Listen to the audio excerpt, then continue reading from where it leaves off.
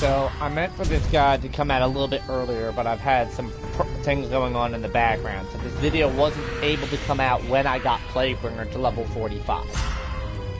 The Plaguebringer, compared to the other 3 demons in the game, has a interesting playstyle.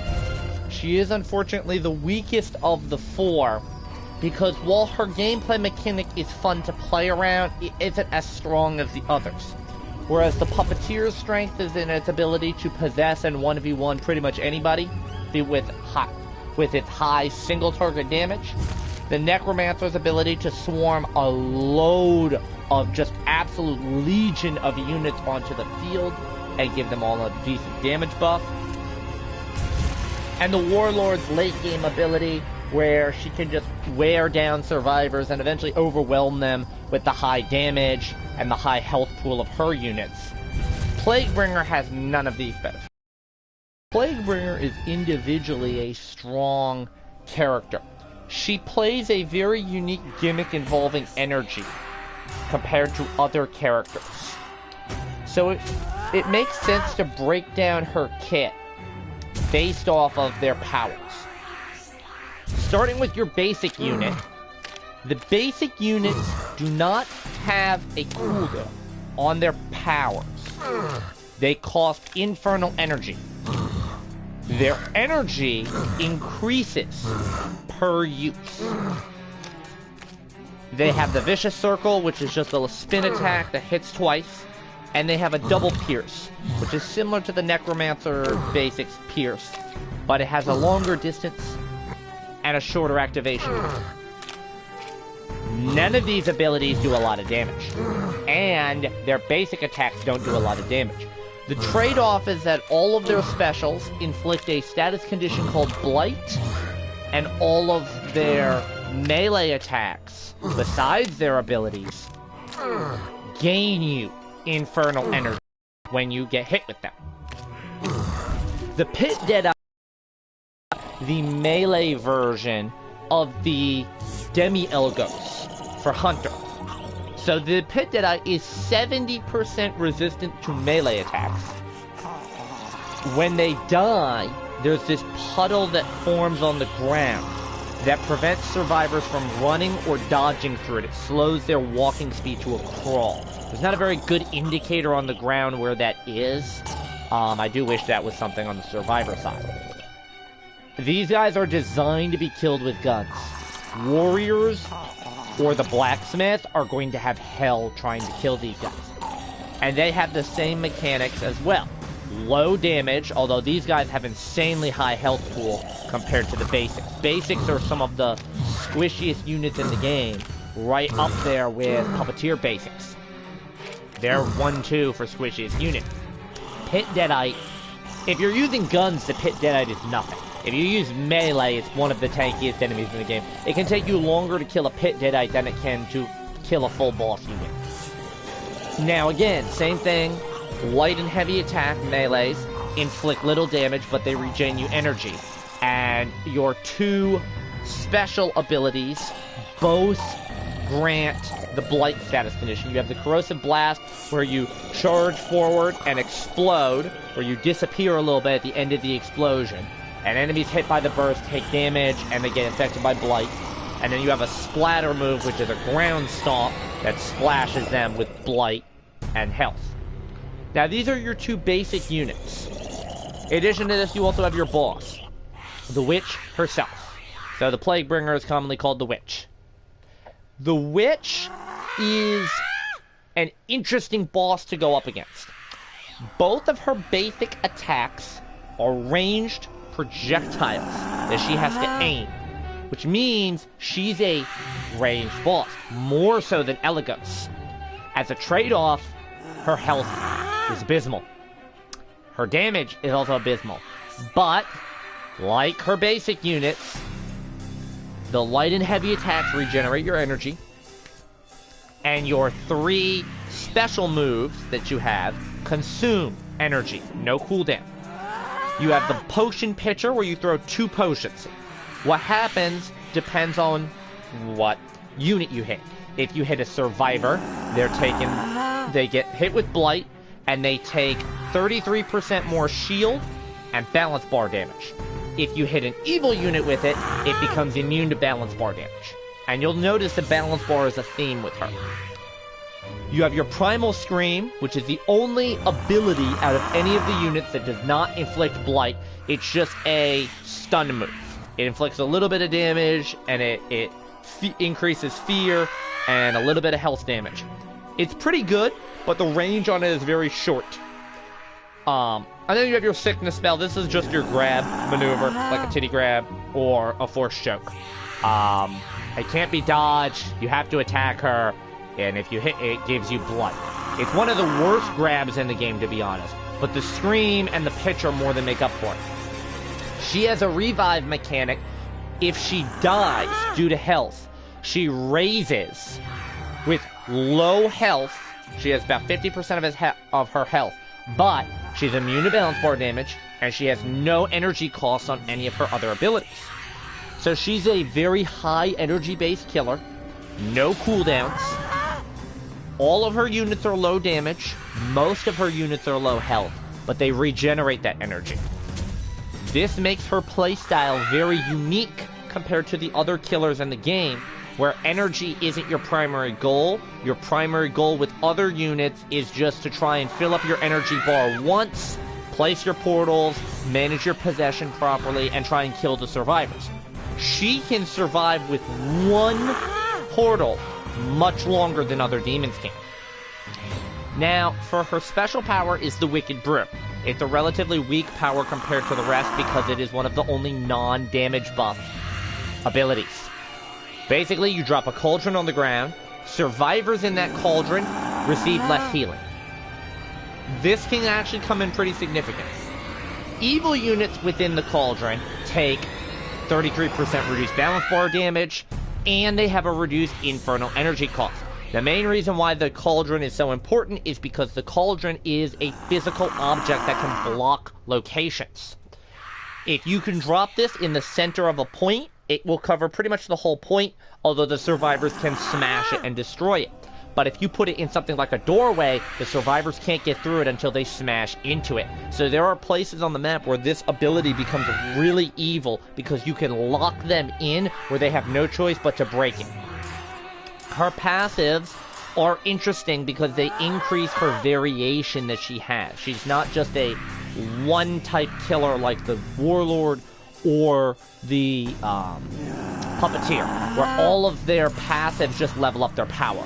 Your first passive enhances the effects of your Wicked Brew ability by a further 30%, reducing balance bars. That takes you to 60%. And the infernal energy cost goes down to 60% along with the anti-heal. This makes the cauldron much more threatening if the survivors are low health. So this is not a good ability at high health, but at low health it becomes very strong. Her next passive increases the speed in which the demon gains infernal energy when a survivor is infected with blight, and this does stack per enemy affected with blight.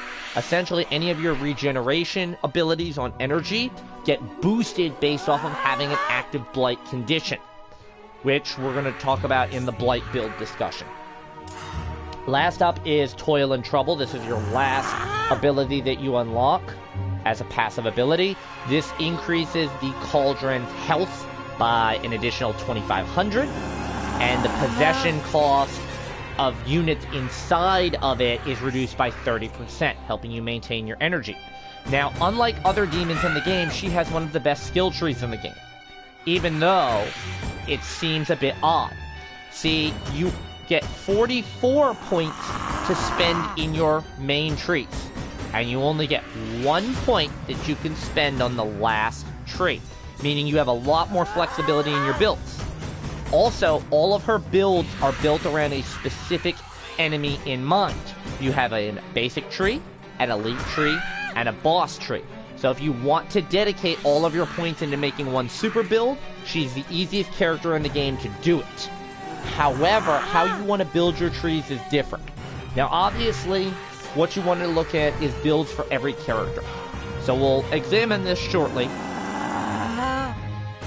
it's important to note that scattered in these trees right here aren't just elite variations, aren't just basic variations, but there are good abilities that are scattered in here.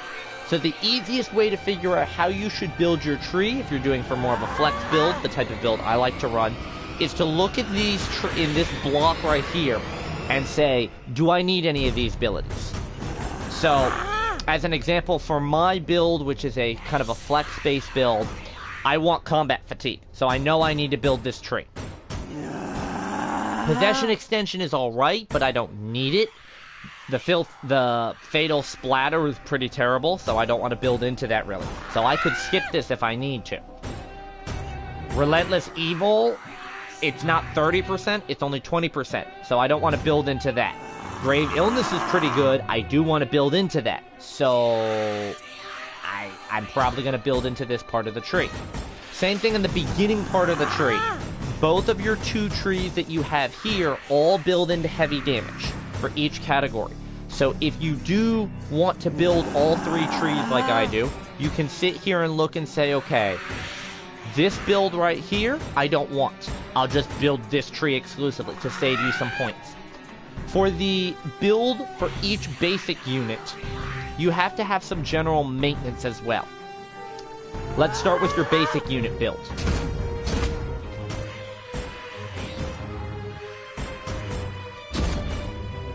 Probably the easiest.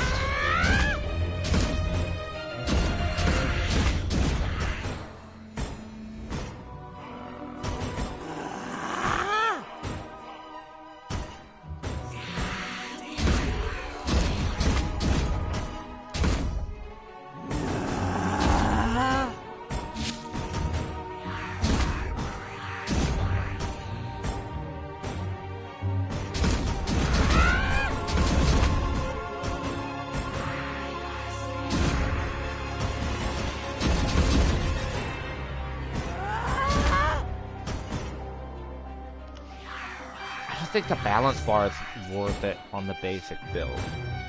If I'm being honest. If I'm being completely honest. I don't need any of that. I do want to build that.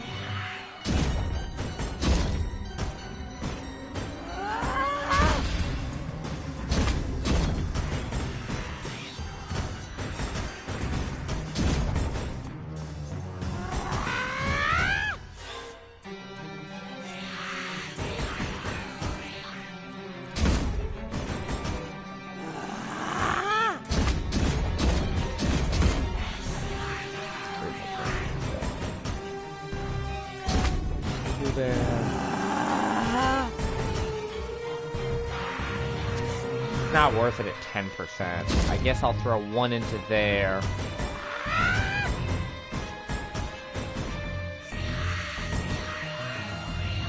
Energy from... Yeah. This one, right? Yes. So this is the tree I would go for on the basic build. This tree is pretty much completely ignoring the boss and the elites most of the time. Putting 2 points into both of your abilities that are based around your actual basic units is all you need. You don't need the extra 5% on that. You're looking to max energy leech so that you gain access to extra energy from your light and heavy attacks. And she has some unique gimmicks around using your dash in order to make your other abilities better. So, building into the Demon Dash makes it to where you can shave 10 seconds off the cooldown of all your portals anytime you do a Demon Dash. So, comboing that with the reduced cooldown of Demon Dash itself down to 75 seconds, a little bit shorter duration. You could build that if you want. I'm not a big fan of building that. The main reason why you want to do that is to have your basic units back up. Efficient Evil makes it so that 30% less energy is spent whenever you're using your abilities. And why this comes in handy is because of your Blight-based abilities. The Blight mechanic is a mechanic that inflicts small damage, a little bit of damage over time to survivors. And it means they receive less healing while they're under the effect of the Blight. There's a lot of things you can do with the Blight mechanic. Now, Immunosuppressant makes it so that you can increase the number of infections that you can apply to multiple survivors. So you can have a maximum of 7 infections. Lingering symptoms increases the duration of a blight infection, meaning that it lasts 15 seconds for each infection. Grave illness increases the amount of damage inflicted by each blight infection. Now, where it says the damage is increased by 1.6, 1.75, and 2, that's an additional per second gain, even though it's not listed. So that's an additional 2 per second. So essentially, with comboing lingering symptoms with this, you're guaranteeing you're getting an additional 30 damage in total. That doesn't seem like a lot, but on squishier characters it can add up, on supports it can add up. The main reason why you're running all of that, though, is for combat fatigue. Combat fatigue makes it to where blight-infected survivors deal 20% less damage. That is total damage as well. If a survivor is affected by blight, it's 20% less damage to a possessed survivor, meaning it's harder for them to depossess you. That's 20% less damage to AI units and possessed units. This is why the blight build is really good if you can work into it, is because it's very strong. The other thing that's important to note is the damage and health are very low for your units, so you absolutely want to prioritize raising them as much as possible. The Portal Authority here, you could realistically switch this out if you wanted extra points to build more into the elite side or the boss side. The 10% infernal energy is not great, but for a basic build, this is pretty good. Next up, you have your elite only build. So obviously you want to build the middle tree right here.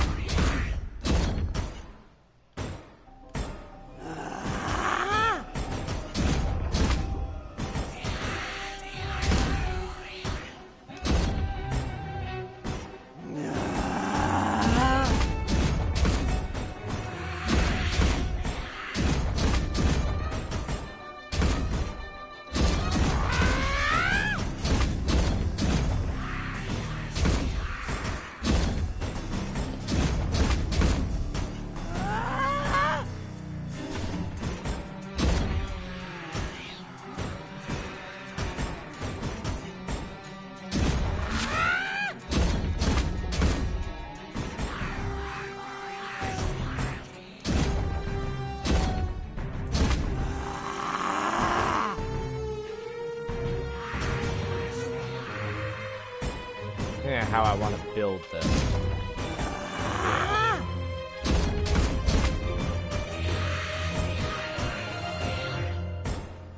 What's up? Come on.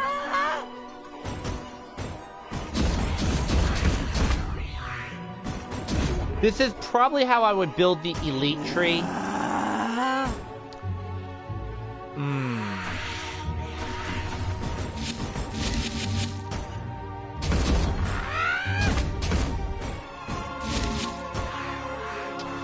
Somewhere else I can spend. Nah, that's probably how I would build it. So for the elite straight build, you're doing the same general setup. So this is just to gain access to the rest of the tree. You don't need to build Raging Reaper more than the 1 point because you're not planning on using basics. You are building basics a little bit because you want your basics to be a bit tankier. Greater capacity for evil is good on any character you can. This increases the maximum amount of energy you can accumulate by 20%. This means she's one of the highest energy killers in the game. This just gives you even more energy at the start of the game.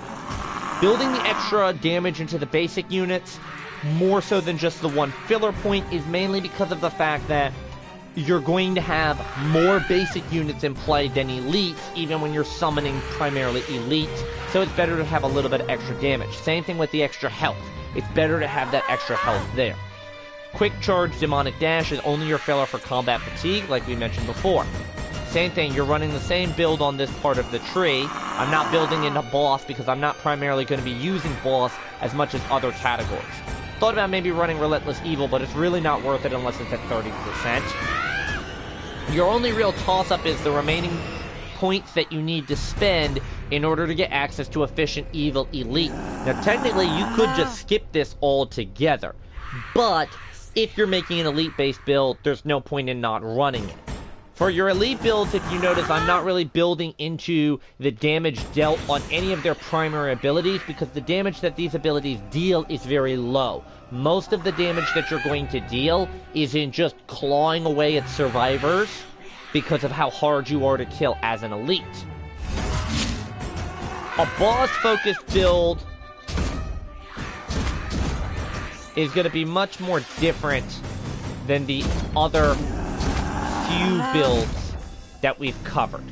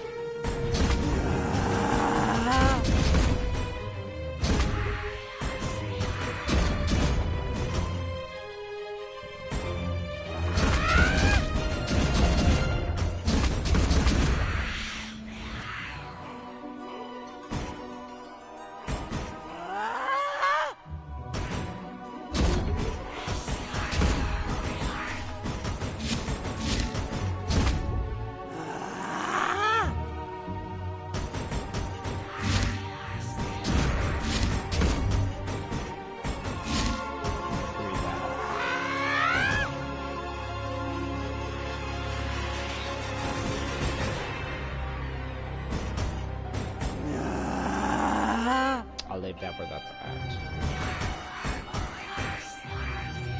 Oh, I guess the extra damage on that would be... I'll just do that.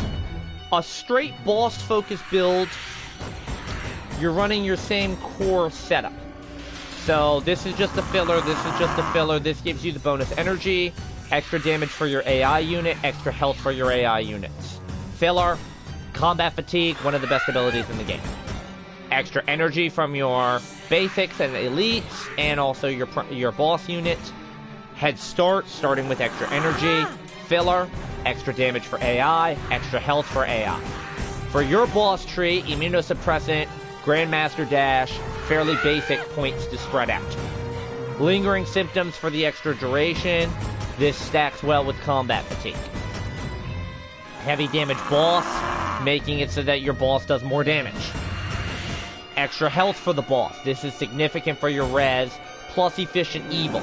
Efficient evil is necessary if you want to stack these two abilities right here. The extra 10% damage on primal screen, and the extra potion. This increases the duration on the survivors by 100%, so this essentially doubles the time that your potion pitcher lasts on a unit. Now this is obviously if you like the potion pitcher. I'm personally not a fan of this build because I think her boss is way too frail. To end it, this is how I personally build my witch. So I already know what skills I'm looking for in this tree. I'm looking for combat fatigue, obviously. I can really skip most of this tree. I'm just looking for the extra health. And on this build right here, I'm looking for grave illness, but I can skip the rest of this tree. So I know I'm going to be building all of these trees. In terms of these trees right here, I don't really need the reduced cooldown or the balance bar. So I'm not really a fan of this. I'm going to build this tree like normal. I know I'm building this tree. It works better to work in a straight line as to which ones you need to build and go little by little. I don't need this tree, so I'll skip it. I need this tree, so I'll skip it. Now I can max these out. I can go for immunosuppressant, maxing energy leech, and this frees up my next trees that I can go into. This is a filler, I'm not worried about this. This I'm looking to max anyways, and this I'm looking to max. I'm looking to max this. This is a filler. And I'm looking to max this. Now, the damage dealt, I would start each one at 10%. Then I'll move on to the remaining points. I'm going to max the health on both of the basic units.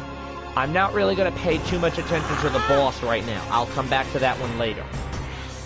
But one filler point here, now I can work the health on the boss a little bit. 1 point, 2 points, 3 points, okay? This frees up combat fatigue. Now, I have 5 more points that I can fill in before I actually need to spend my remaining point here. So this is where I can look and see what I want to build more effectively. Grave Illness is a good point for 3, just for the extra chip damage. I've got 2 extra points I can fill in. Not really a lot of great options. I could maybe go for Infernal Revenue, but it's not going to give me much unless it's fully maxed. I don't want to build in a balance bar. I could put the 2 points into Vicious Circle. To me, I'm not really a fan of that. I think I would rather just buff up the damage numbers a little bit on these. Yeah, because I don't really want to reduce the charge time that much. So, given that's the case, I'll probably just buff the damage on both of those. The unit that I use energy on the most would be the basics, so I'll put my point in here. This is a fairly balanced build that's primarily based around applying Blight as much as possible to trigger combat fatigue. Demon Dash should be used for a quick energy gain and a quick use of to get the portals on cooldown and just constantly trying to spam out units. They deal more damage, they have much more tank power. I'm not really a fan of the balance bar on them because most of the time you're playing around Cauldron or Blight, so you're not necessarily going to be needing your Rocksteady bars as much as possible. If you want to, you could run Rocksteady Elite just to make the things nearly invulnerable to damage. But, in my opinion, she's one of the better characters. She's very fun to play with and against, but the issue that she has is the overall lack of damage can really hurt her as an individual character. Another issue is the rewards you get for prestiging aren't great. You go from 60% to 65%, and Toil and Trouble is only giving you an extra 250 health, compare if you get it to Prestige 5. I would have liked that to be a bit more significant. Her prestige numbers is also pretty a hard pill to swallow. You have to look at most of these are 140k each. You can accumulate a lot of these pretty quickly. The energy and the damage numbers you can actually get relatively quickly. But the boss units and the matches are very difficult to get. She has one of the lowest win rates in the game among bosses. And her boss unit is not very strong, so it's not the greatest in the world. Overall, she's a fun killer to play.